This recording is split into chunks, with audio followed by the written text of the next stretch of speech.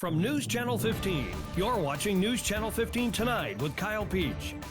This is News Channel 15 Tonight. Hi, good evening. Thanks for joining us tonight. I'm Kyle Peach. Here's a look at what's going on. Changes are coming this summer to the way many Wabash County government employees are paid. WSJD reports that at their meeting on Monday afternoon, County commissioners heard from Janet Story of Watler Accounting, who submitted a report, part of the annual audit regarding payroll. Story said her research indicated many of the employees' state and federal W-4s and federal I-9s were outdated, with some going back as far as 2007. She said the county could be liable for $10,000 fines for each occurrence. And based on the reports provided by the county departments, Story says the audit found the county generally pays payroll 2 weeks behind, but there are several departments that aren't turning in time for the prior 2 weeks, but are instead estimating time for the present 2 weeks being paid. That causes the county to be paying wages by following two different guidelines. As a result, the estimation of time paid in some cases is off, or the time off summary is off due to the estimates. Story offered her recommendation to the county, saying that the county should standardize the timesheet time clock system for all departments throughout the county, and all county employees should be paid 2 weeks behind, which will require the county to pick a time for the employees who need to switch to that pay behind system to have a delay in pay to move everyone to that same 2-week delay system. Story says that is common practice for most employers, saying it's virtually impossible to pay in real time. Commissioners voted to accept Story's report and set July 1st as the date that all county employees would be placed on the same payroll timetable. The change will mean that some county employees will go without a paycheck as they're integrated into that same payroll schedule. The recent search for a Mount Carmel man has prompted Police Chief Mike McWilliams to issue a reminder about walking on railroad tracks and adjacent property. WSJD reports that McWilliams said the tracks and adjacent area is in fact private property owned by the railroad and that people should stay off of the tracks and surrounding area. Last month, searchers found a mushroom hunter who had fallen down a railroad embankment and was trapped under a tree until he was found the following day. McWilliams did thank all of the first responders who searched for the gentleman. Well, we've also been telling you about the city of Mount Carmel's enforcement of the ordinance on tall grass. Now, the city is reminding residents about illegal burning. WSJD reporting that City Attorney Derek McCullough told the City Council that open burning is not allowed in the city unless it's in a fire pit. And Mayor Joe Judge says most people are fine with a backyard fire pit, but without that pit or ring around your fire, police can cite you for violating city ordinance. Police Chief Mike McWilliams says his officers have dealt with various types of illegal burning. One person was burning mattresses and furniture on Christmas Day this past year. McCullough says if an open burn situation gets out of hand and the fire department is called, violators can be subject to a $750 reimbursement charge to the fire department for the run, in addition to the fines for violating the ordinance. At the Carmi City Council meeting yesterday, new Mayor Bill Stindabak was sworn in, along with new Alderman Greg Knight and Jack Bradshaw. They were seated along with returning council members Doug Hayes and Tracy Nelson. WRUL reporting that Stendabak said he will faithfully do his best to do the job for the city of Carmi and the people that live there.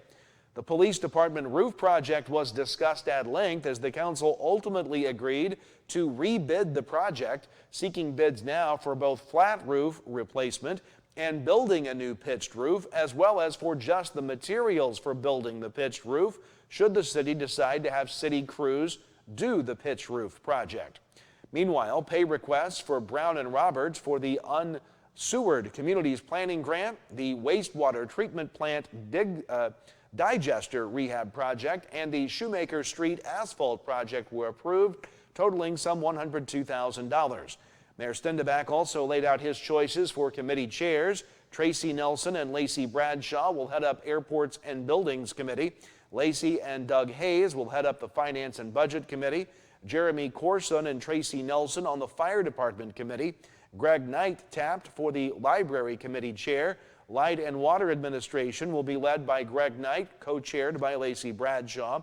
Police and Animal Control will be Doug Hayes and Mark Blake.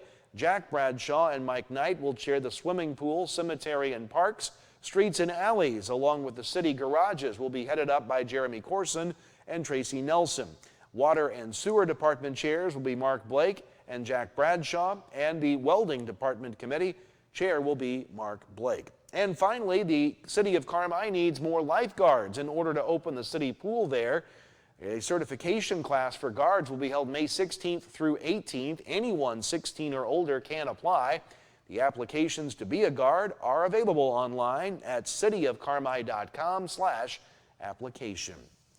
The City of Olney's bulk trash drop-off event will be this Saturday from 8 to 2 or until the dumpsters are full at the municipal parking lot at 217 North Fair. Items accepted include furniture, grills, mattresses that are wrapped in plastic and sealed, carpet cut into 4-foot sections, tires limited to 4 tires per household. The items not accepted include things like electronics, batteries, liquids, light bulbs, flammable or hazardous materials, construction material, and landscape waste. That event is only for City of Olney residents and is free. More to come tonight. Your weather forecast is next. Some rain chances headed our way tomorrow, and we'll talk sports a bit later. We'll be right back. At Wabash General Hospital Senior Enrichment Center, we believe that sometimes a helping hand is all it takes for seniors to get their lives back on track. Our dedicated team of healthcare professionals are here to offer guidance and support, helping navigate the unique health and lifestyle concerns faced by seniors. Whether dealing with feelings of anxiety, loneliness, or unresolved grief, struggling with changes in mood or concentration, or coping with health-related challenges, we're here for you. Call Wabash General Hospital Senior Enrichment Center at 618-263-9116. Life doesn't slow down for busy families. From early practices to late night games, every moment matters. That's why First National Bank offers online tools to fit into your schedule no matter how hectic it gets. From mobile banking to quick check deposits, First National Bank makes it easy to keep up with life and stay on top of your finances. No matter the schedule, First National Bank keeps you in the game. Equal housing lender, member FDIC. Illinois lawmakers are back in Springfield to finalize a new budget for the coming fiscal year as the General Assembly winds down its spring session. Join Illinois lawmakers and the Capital News Illinois team of veteran State House reporters with weekly on-the-scene coverage through adjournment at the end of May. Illinois lawmakers, now a public service of Capital News Illinois. Welcome back. Time to talk weather. We could start to see some scattered showers moving into the area, especially overnight tonight and through the day tomorrow. But then the rain will come to an end just in time for the weekend. Don't have anything showing on our radar right now, though, across the region. Checking out numbers today, 73 degrees. Our high temperature this afternoon following a morning low of 53, just a hair below normal for this time of year. Let's take a look at the forecast model maps here for you. This is overnight tonight. You can start to see some of those scattered showers around this circulating area of low pressure. Going to continue to fire up shower chances. Maybe a rumble or thunder of 2, but nothing severe if anything would storm tomorrow. But after midnight tomorrow night, things will begin to clear out, and we will see a mostly sunny Friday and a very good looking weekend across the area with showers and thunderstorms at bay and plenty of sunshine for the weekend ahead. Overnight lows tonight will be in the mid to upper 50s across the region, with those scattered showers and storms being possible. On your Thursday, again, a more smattering of shower and storm chances across the area. Not a complete washout of the day, but there will be periods of showers at times. High temperatures on Thursday will be in the low 70s. Thursday night into Friday, those shower chances will diminish overnight, clearing skies. Overnight lows a little cooler, upper 40s to low 50s. And then on Friday, here comes the sun, a little cooler, upper 60s for the high, near 70 on Friday. Our extended forecast keeps the sun around and the 70s Saturday and Sunday, upper 70s too. Next chance for rain after tomorrow will come at us Monday and Tuesday. Highs will stay in the upper 70s, though, as lows warm into the 60s. That's your forecast. We'll talk sports next. Get freedom of choice at Steve Faulkner Automotive. Get a Ford Bronco up to $20,000 off and get a new 2025 F-150 with payments as low as $542 a month. See them all at SteveFaulknerAutomotive.com. You have freedom of choice at Steve Faulkner Automotive. Get a new 2025 Jeep Wrangler with payments as low as $304 a month and 2025 Grand Cherokee L as low as $479 a month. Come in today or go to SteveFaulknerAutomotive.com. Have your weather radio, have a flashlight with batteries in it, make sure your cell phone's charged, know where you're going to go when bad weather hits. Go to the lowest interior room in your house and wait the storm out. After the storm, if your power's out or if there's any kind of dangerous situation or anything like that, call Mount Carmel Public Utility Company. As you go outside to survey the damage a little bit, just make sure to stay away from down power lines. Hi, my name is Rylan Robb. I am from Albion, Illinois, and I am a radio TV major here at Wabash Valley College. From broadcasting all sorts of sports games to producing my own TV show and radio show, the hands-on experience is as much as you want to do with it. In terms of the program itself, I think it's really special. It's really like almost a little family in a way, and it's really been really nice being able to experience the things I have with people that genuinely appreciate it with me. Welcome back. Let's talk sports. We begin with college baseball. The Region 24 tournament gets going tomorrow at two locations at John A. Logan and Southwestern Illinois. Thursday at Logan, the top seed Volunteers take on fourth seed Olney Central, while second seed Lakeland meets the third seed there, Kaskaskia. At Southwestern Illinois tomorrow in Belleville, the top seeded Blue Storm meet the fourth seed Lincoln Trail. Second seed Wabash Valley will meet the third seed Rend Lake. The double elimination tournaments continue through the weekend. Winners from both sites will move on to the Midwest District Tournament.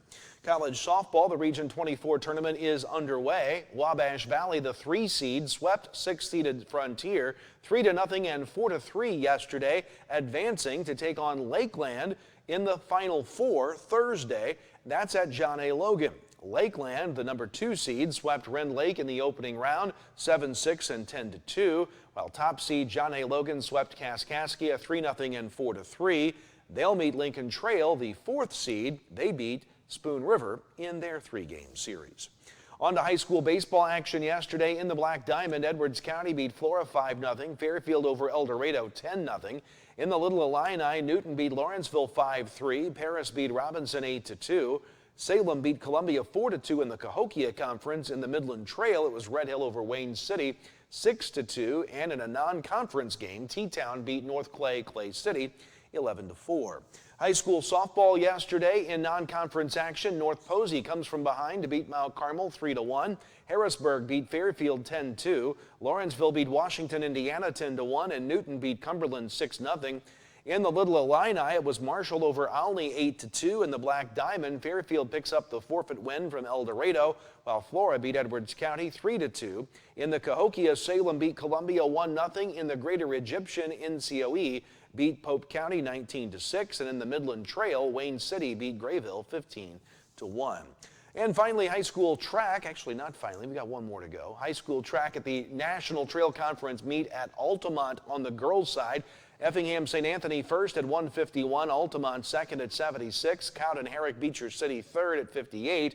North Clay City was fifth out of 7 teams with 57 points, just a half point behind fourth place Neoga. On the boys' side, Altamont was first there at 172, Cowden Herrick Beecher City second at 134, St. Anthony third at 109, Neoga fourth at 74. North Clay City was fifth with 24 points. 8 total teams took part. Meanwhile, in boys track at Mount Vernon yesterday, Salem finished third out of the 5 teams competing. Now finally, in high school girls soccer yesterday, a couple of scores. Harrisburg beat Mount Carmel 9-0 and Columbia beat Salem 10-0. That does it for us. We'll see you tomorrow. Don't forget our live coverage of the high school honors night in Mount Carmel tomorrow night on our YouTube page at 7. Same thing for the college graduation at Wabash Valley Friday at 7 and the high school graduation Saturday morning at 10. All that to come, and we'll see you tomorrow. Have a great night.